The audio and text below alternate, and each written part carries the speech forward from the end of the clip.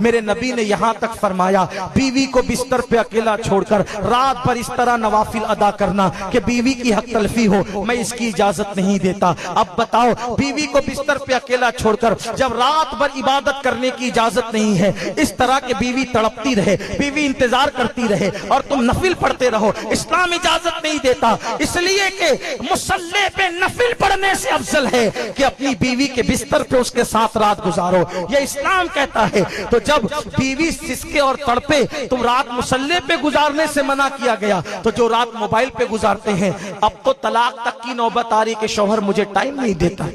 اپنی عورتوں کو ٹائم دو، ان کو محبت دو، ان کا حق ہے۔ رات کی نوافل سے بہتر بیوی کے ساتھ وقت گزارنا ہے۔ آج کل کے نوجوان لڑکے گھر میں خوبصورت اچھی بیوی ہوتے ہوئے اجنبی لڑکیوں سے تعلقات جوڑ لیتے ہیں، انہی سے فون پہ لگے رہتے ہیں، ان سے گفتگو کرتے ہیں، وہ اپنا